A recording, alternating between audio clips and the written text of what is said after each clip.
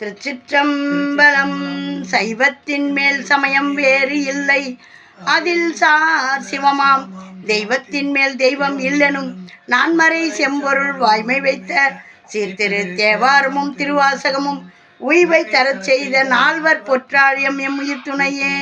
நாம இன்னைக்கு பார்க்க போற ஒரு 9ஆம் திருமுறையாக சேந்தனார் திருவாவடுதுறையில் பாடியிருக்காரு. பண் பஞ்சமம், திருவிசைப்பா. ஏற்கனவே நம்ம 6 பாடல்களை பாடிட்டோம். மீதி இப்போ 5 பாடல்களை பார்க்க போகிறோம். 9ஆம் திருமுறை 6 பொய்யாத வேதியர்.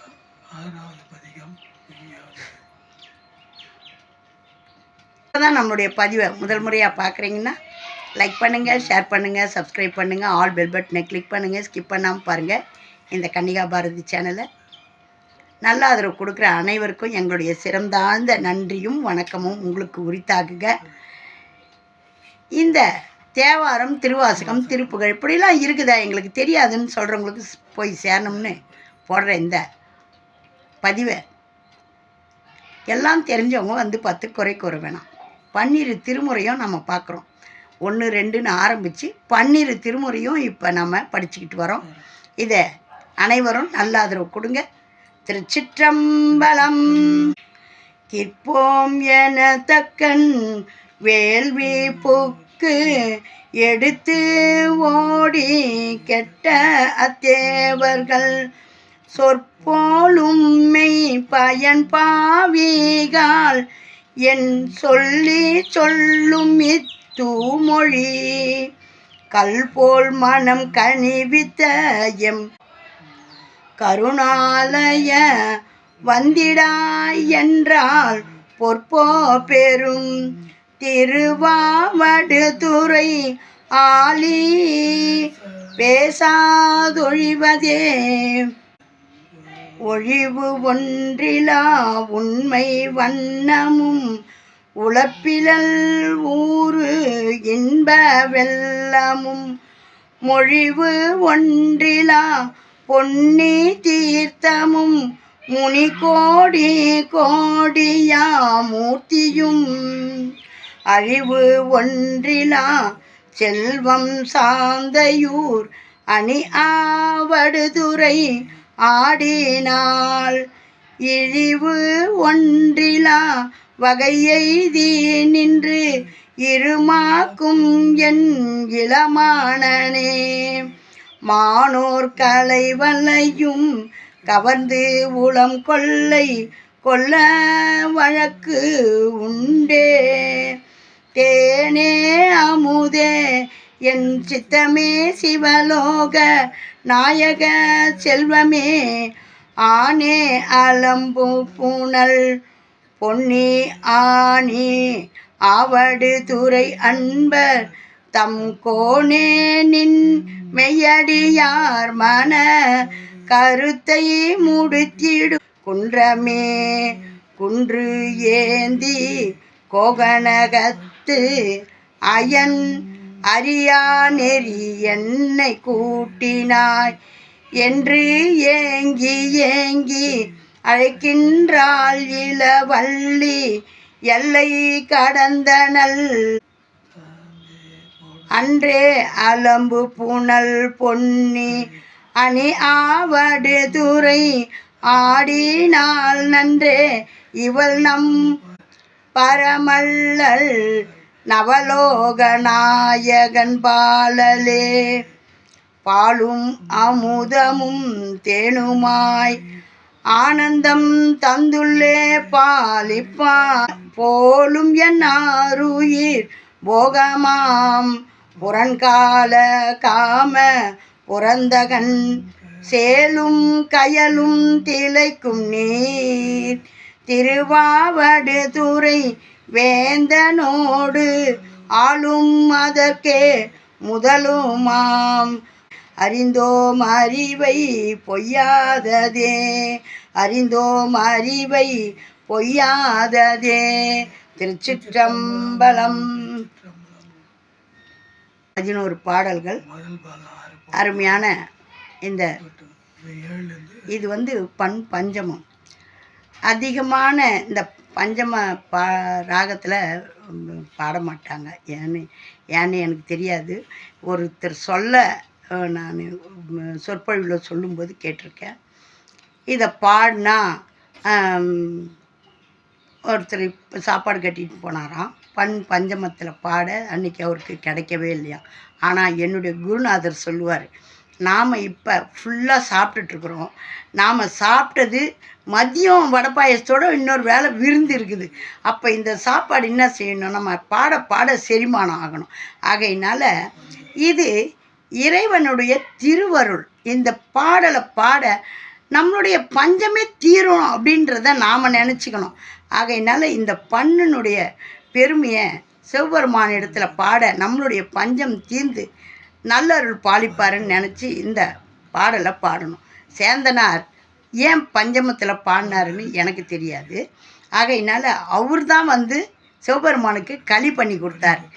அந்த களி பண்ணி கொடுத்த பெருமையை, இந்த சேந்தனாருடைய பெருமையை உலகுக்கே சொல்லணும்னு வந்தார் நம்ம நடராஜ பெருமான். ஆகையினால இந்த பஞ்சமத்தில் பாட நம்மளுடைய பஞ்சமெல்லாம் தீரும் அப்படின்றது என்னுடைய சொந்த கருத்து. நான் அப்படி நினைக்கிறது. எங்கள் அப்பா என்னம்மா இந்த ராகத்தில் பாடுற, அவ்வளோ கஷ்டத்தில் இருக்கிறியா அப்படின்னு சொல்லி நம்மளுடைய கஷ்டத்தை தீர்ப்பார் அப்படின்ட்டு நான் நினச்சி இந்த பாடலை எல்லாம் பாடுவேன். ஆகையினால் நான் பெரும்பாலும் பஞ்சமத்தில் வர்ற பாடலை பாடுறதில்ல. அப்புறம்தான் நானாக நம்ம எல்லாரும் பாடி இருக்கிறாங்க, நம்மளும் அதை பாடணும் அப்படின்னு சொல்லிட்டு பாடுறது.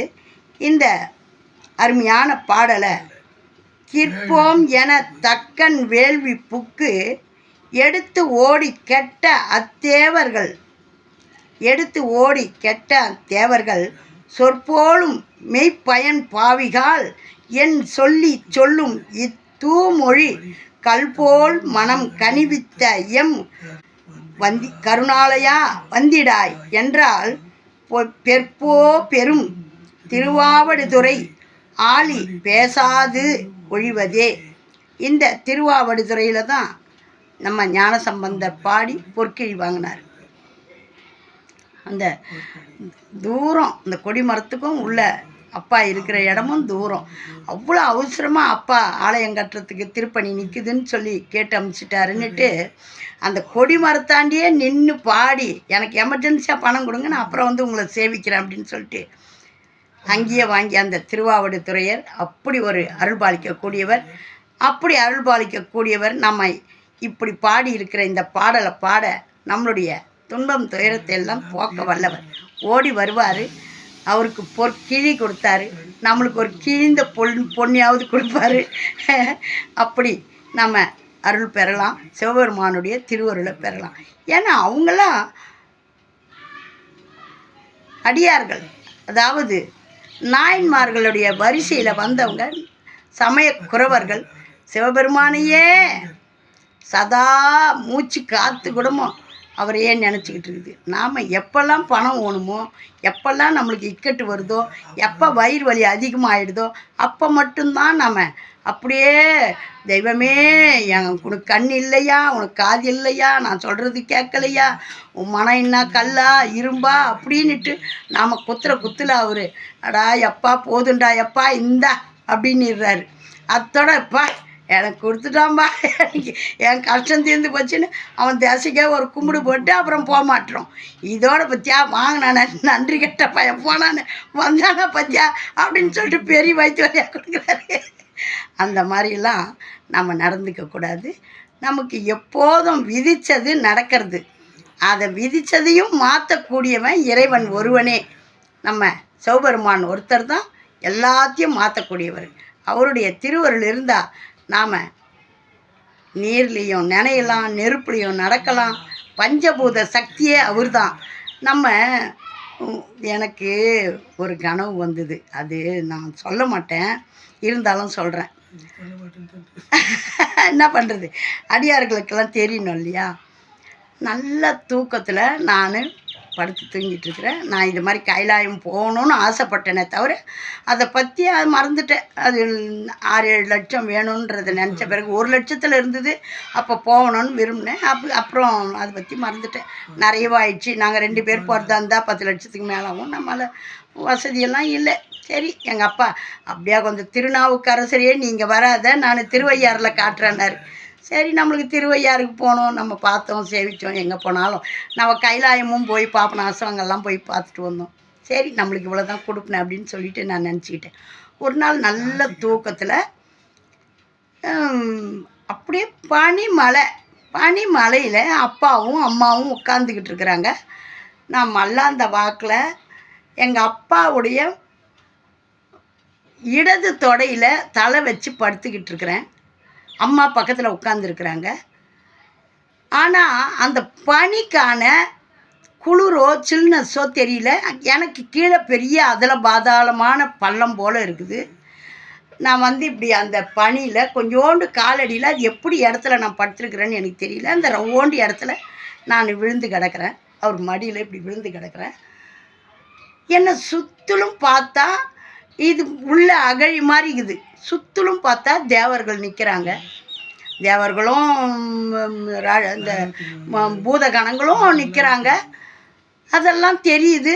அப்போ நான் அப்படி கண்ணை திறந்து பார்க்குறேன். எங்கள் அம்மா உட்காந்துருக்குறாங்க. எங்கள் அம்மா தான் முதல்ல தெரியுறாங்க. எங்கள் அப்பா தெரிகிறாரு.